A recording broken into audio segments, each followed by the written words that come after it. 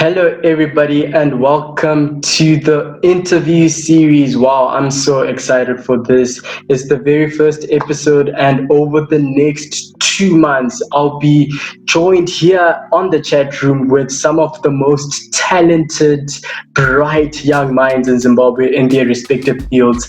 Kicking it off today is Natasha. What's up? How you Hi guys, hi. Thank you so much for inviting me and for this opportunity. I'm really looking forward to it. Yeah, and thank you for accepting. These things only work if the talent says yes. You know how it is. Talent both ways, talent both ways. Thank you, thank you. But yeah, yeah. But how's the lockdown treating you, Natasha? Like on a real though. The lockdown has actually been quite good for me. I think it definitely created an environment that sparked my creativity because it's really difficult to get out of bed, do something productive, and do something with your life whilst you're in this climate. But it's been really good for me, and we've been doing online learning as well. So that's also been a challenge, but I think everyone needs to learn how to adapt and grow in situations. Oh, definitely cool. And you talk of creativity. For those who don't know, Natasha is an artist, but not just an artist. It's fine art, I believe. Yeah, but just before Yes, a fine artist. yeah, just before we continue, right? Please can you tell us what Mhm. fine art is and how's it different from the other categories of art, should I say? Okay, so I generally define fine art as transformation and expression. So it's the transformation of different mediums and practices to adapt them into something that reflects the world and reflects what's going on in the universe. And it's when you start to categorize the fine art and the transformation, that's when you find that you have different genres. So there's painting, there's drawing, there's photography, and there's so much out there that can fall under the fine art bracket. So that's just like a general definition of fine art. Okay, cool. And how long have you been painting for? So I've been doing art since high school, but now in my third year of uni, and I've got 4 years in this course. So it's my second last year in this course. Oh, all right, cool. So, yeah, well, I've had the privilege of actually going to one of the art shows that your paintings are at. Yeah, that was pretty cool. And I remember Yes. the first thing that really drew me to your painting when I got in was how bright it is, right? Like, it catches your eye like just like that, right? And you talked of creativity during lockdown. I actually thought, your creativity would go down a little bit because of lockdown, but you said the opposite. Yeah. So let's just get a little bit into that. Where do you draw your inspiration from? So I'd say that I'd call my art responsive art. So my art is always in some way responding to the current climate, especially with the projects that we're doing for our course. I've adapted my projects in such a way that they're always talking about socio-political issues, or they're mimicking what's going on around in my environment. And also I get my inspiration a lot from Instagram because it's such a large platform and there's a lot of aspiring artists out there, especially Black artists. So yeah, that's basically where I get my inspiration from. And I think it's a growing journey. It's a growing journey. All right, now that's pretty cool. I remember you did a project on the situation in Zimbabwe at some point. Yeah, just if you haven't seen that, you gotta go to her Instagram page for that. But Yes. yeah, that was pretty cool. So your paintings are never really personal to you, or is it like your surroundings, like in general, or is it ever like closer to home? I think it's definitely personal for me because I've taken an interest in gender-based violence and socio-political issues. So I always relate my art back to me because that's what makes my art unique and individualistic to me, if that makes sense. Yeah, no, that makes sense. And do you have any, like, someone in the field of art, I guess, that you draw direct inspiration from? You talked of Instagram, the surroundings. What about like a specific artist that you can say like, yo, this is the one, or if it's nothing like So that? that person is definitely my sister. Her name is Tamari, and her Instagram handle is Africa to the World. She's a fine art photographer, and I think she's really paved the way for me in terms of studying art in my family because she went to UCT Michaela School of Fine Art, and she's such an inspiration to me, and she's always been supportive, and her work is amazing. So just being around someone who is as creative as me and bouncing ideas off of each other, I think that's really been beneficial in growing as an artist. Oh, all right. And a lot of the time, especially in African homes, right? Well, in my home, let me speak for myself. Is you have to be doing some crazy degree. You have your lawyers, your doctors, whatever the case may be, engineers, and really, I think it's actually sad how we haven't really focused on these the creative side of life, art, music, and all that stuff, right? So did you get support from like your sister, but like also your mom, like your family, the rest of the family? Are they supportive of the path that you've chosen, the difficult path? Okay, so I think with every creative person, you can either be in a supportive environment or a non-supportive environment, and that either sparks or stifles your creativity. In my case, it's been a mixture of both, but it's mainly supportive because it's just my mom and my sister. Those are the main people that encourage me every day. And I've never really been stopped or discouraged in any way. It's more like they lead me on the right path. We're always having talks about how I can grow my business because in this lockdown period, I thought I'd just be creating art for art's sake, but I actually turned my creativity into a business.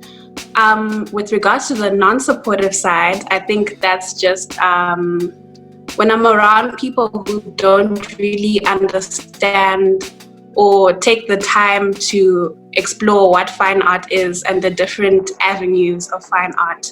So it's definitely about that supportive or non-supportive environment. Oh, all right. And do you mind just talking a little bit about that business of yours that you've started?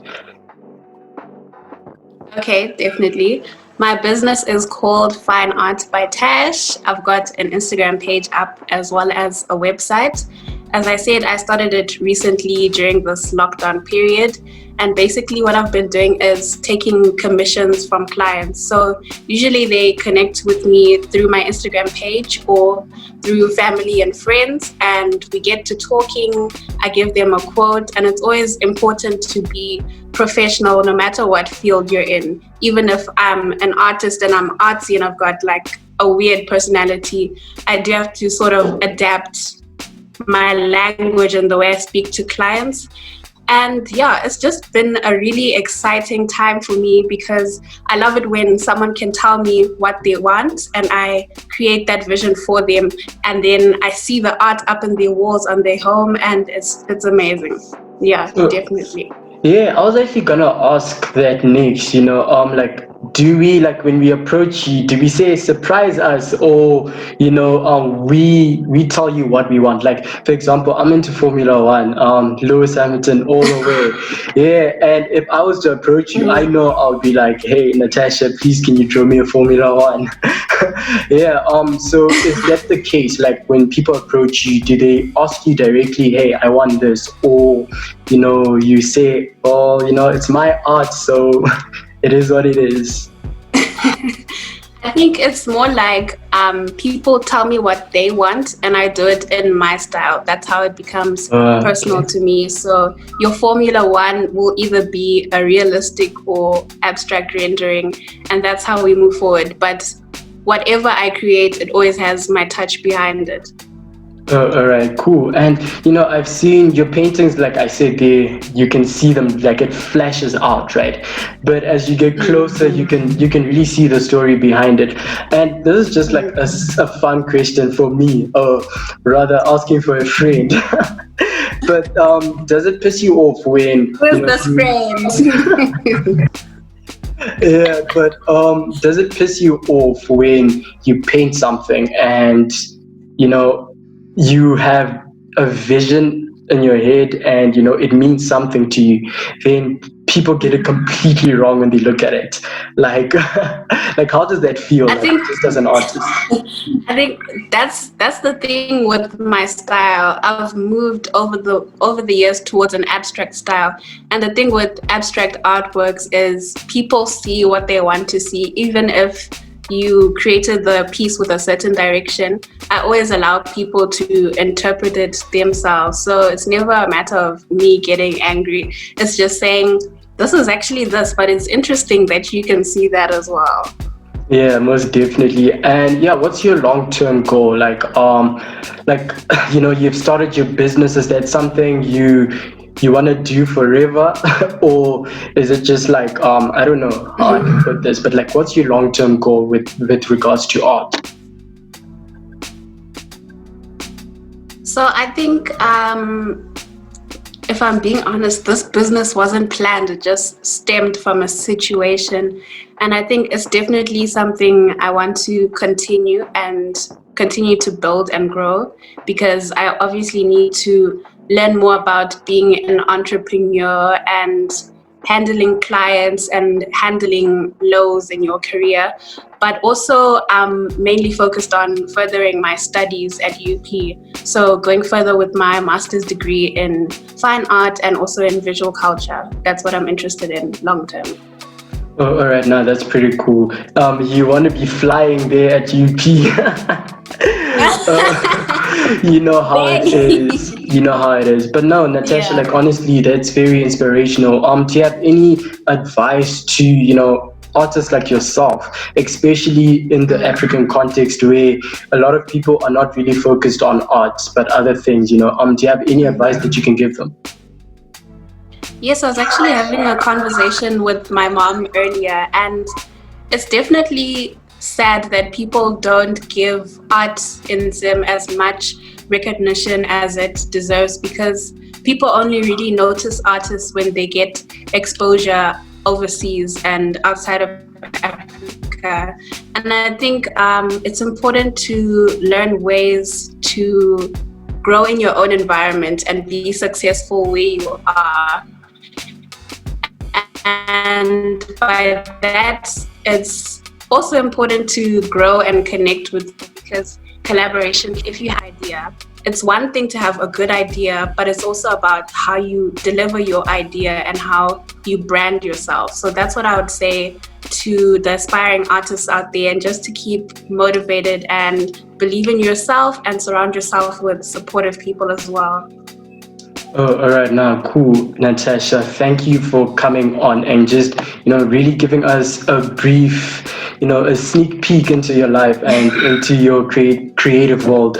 Honestly, it's your art is, and I'm not just saying this because you're my boy, I'm saying this because your art is really good, and we are definitely going to put all the Instagram handles in the description as well. Support her art, support her business. You're not going to regret it.